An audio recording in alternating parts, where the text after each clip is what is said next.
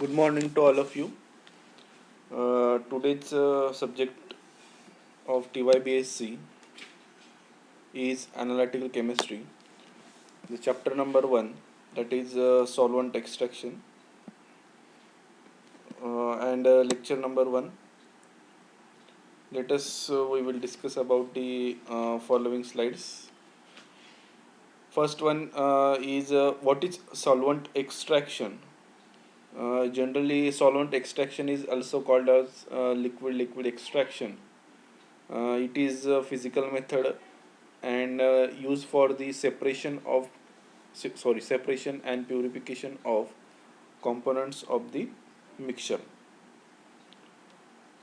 Generally आता ह्या solvent extraction आपण का करतो, तर सॉल्व्हंट एक्स्ट्रॅक्शन यासाठी करतो की एखाद्या कॉम्पोनंटचं आपल्याला सेपरेशन जर करायचं असेल, बरोबर आहे, सेपरेशन करायचं असेल किंवा मग आपल्याला तो प्युरिफाय करायचा असेल, बरोबर आहे. सेपरेशन आणि प्युरिफिकेशन जर करायचं असेल तर आपल्याला कुठली मेथड यूज करावं लागेल, सॉल्व्हंट एक्स्ट्रॅक्शन मेथड यूज करावं लागेल, बरोबर आहे. मग आता त्याच्या आधी आपण सॉल्व्हंट एक्स्ट्रॅक्शनचं प्रिन्सिपल बघू. It is a method to separate the compounds based on their relative solubility in two different immiscible liquids. Immiscible liquids are one that cannot get mixed up together and separate into layers when shaken together. Generally principle काय सांगतो solvent एक्स्ट्रॅक्शनचं, की component जे असतात, म्हणजे तुम्ही जे काही solute घेतलेला असेल, बरोबर आहे, तो सोल्यूट काय करायचा आहे आपल्याला दोन लिक्विडमध्ये काय करायचं, त्याला कुठल्या तरी एक लिक्विडमध्ये सोल्युबल करायचं, बरोबर आहे. मग आता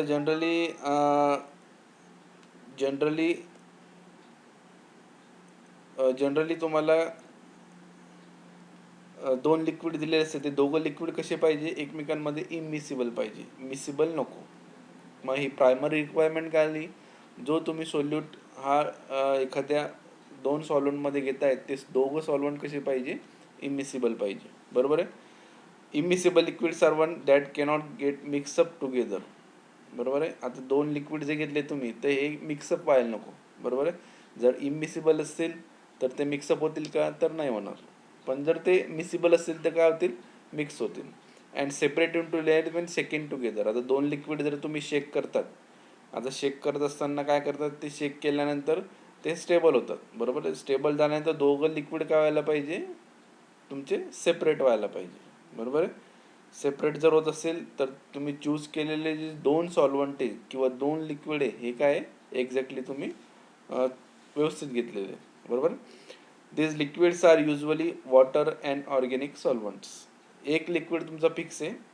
जनरली दोन लिक्विडमध्ये एक ॲक्वियस सॉल्व्हंट असतो आणि दुसरा कुठला सॉल्व्हंट असतो, ऑर्गॅनिक सॉल्व्हंट असतो, बरोबर आहे. मग ॲक्वियस सॉल्व्हंट म्हणून तुम्ही काय घेतलं आहे, इथं वॉटर घेतलेलं आहे, बरोबर आहे. आणि ऑर्गॅनिक सॉल्व्हंट कुठले कुठले घेणार, तर क्लोरोफॉर्म आहे, पेट्रोलियम इथेरे, भरपूर आहेत एक्झाम्पल आहेत, ते आपण पुढे बघू. ऑर्गॅनिक सॉल्व्हंटमध्ये कुठले कुठले एक्झाम्पल येतात. ॲक्वियसमध्ये काय येतो, वॉटर येतो. Liquid extraction is an extraction of a substance from one liquid into another liquid phase. The most common use of distribution principle is in the extraction of substance by solvent, which are often employed in a laboratory or in a large scale manufacturing. बरोबर आहे. आता generally extraction कसं करतो आपण, एका लिक्विडमधून दुसऱ्या लिक्विडमध्ये, बरोबर आहे. म्हणजे तो वॉटरमध्ये सोल्युबल असेल तर त्याला ऑर्गॅनिक सॉल्व्हंटमध्ये इनसोल्युबल घ्यायचं, जर वॉटरमध्ये जर इनसोल्युबल तर organic सॉल्व्हंटमध्ये soluble.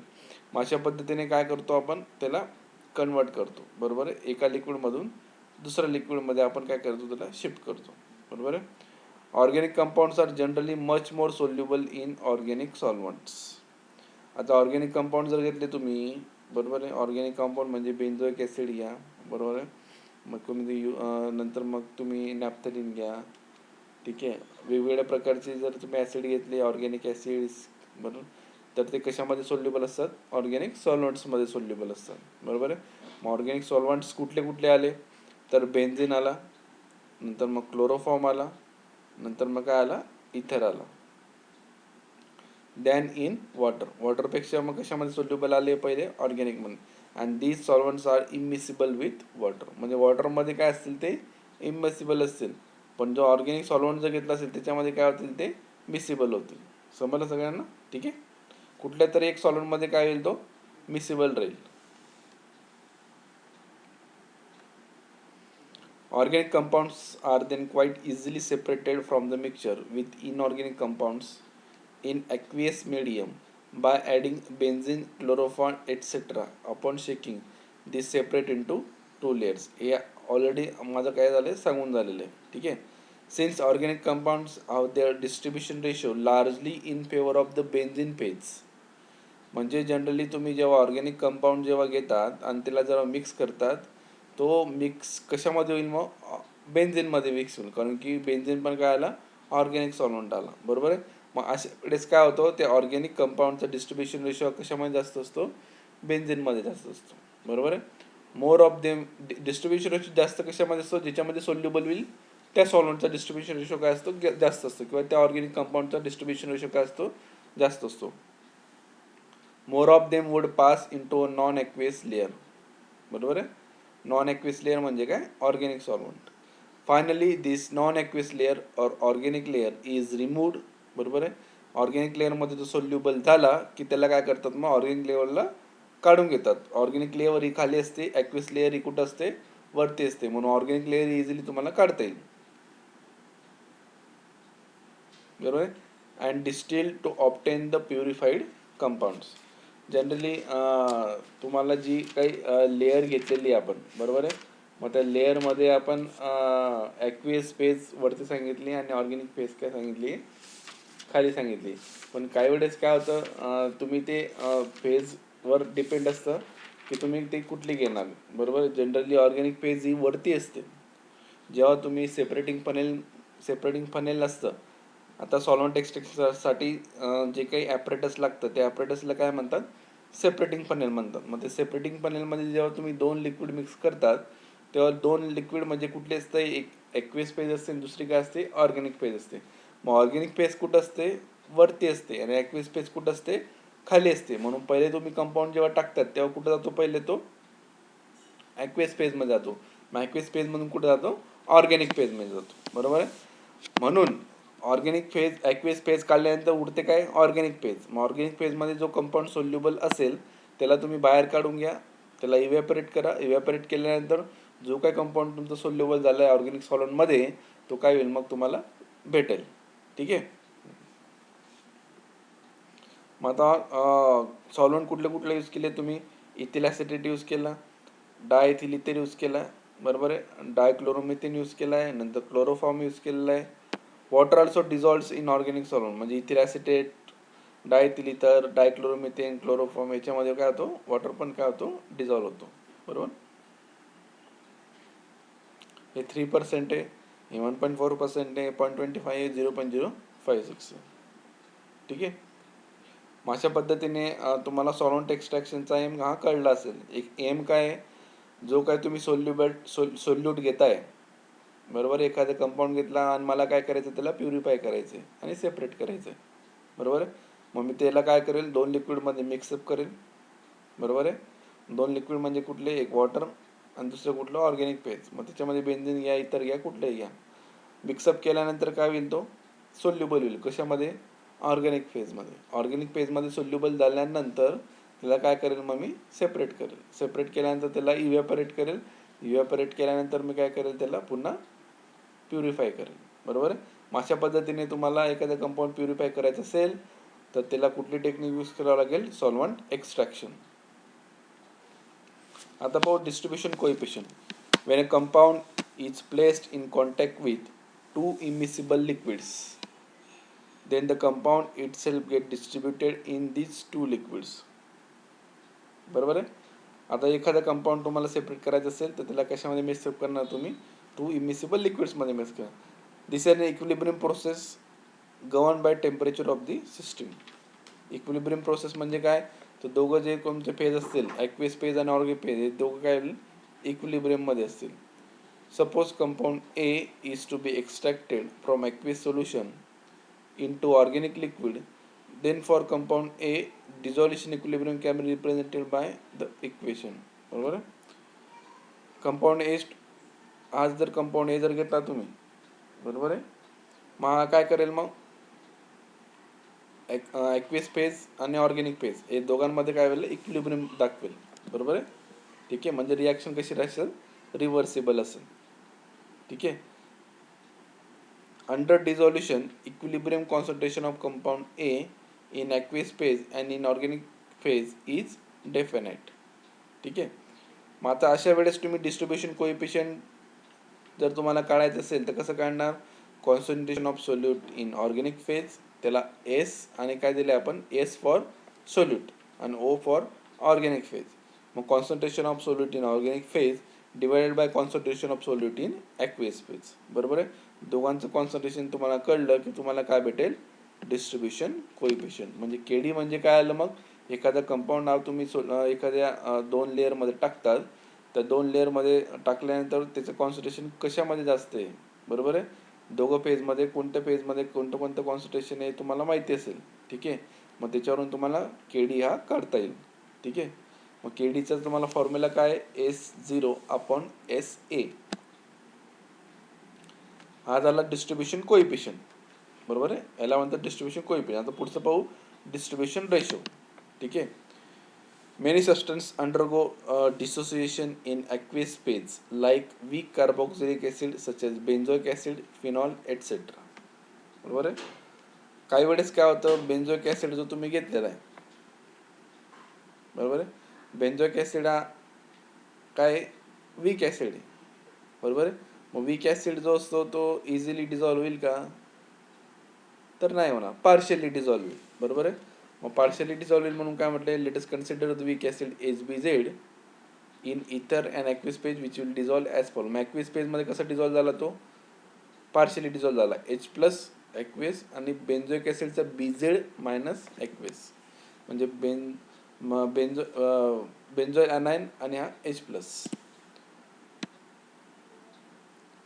The substance which undergo by accounting dissociation in aqueous layer, the distribution coefficient in modified form can be defined as distribution D is equal to.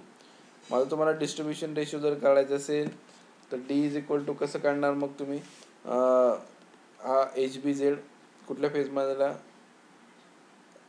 Organic फेजमध्ये. बरोबर आहे. Divided by HBZ हा कसा dissolve झालेला आहे, aqueous फेजमध्ये झालेला आहे, आणि BZ मायनस आयन पण काय ॲक्वियस फेजमध्ये. बरोबर आहे. इथं H+ आयन हा एक्सेस क्वांटिटीमध्ये असल्यामुळे आपण त्याला काय केलेलं आहे, घेतलेलं नाही. बरोबर आहे. Which is treated as a what 1. ठीक आहे.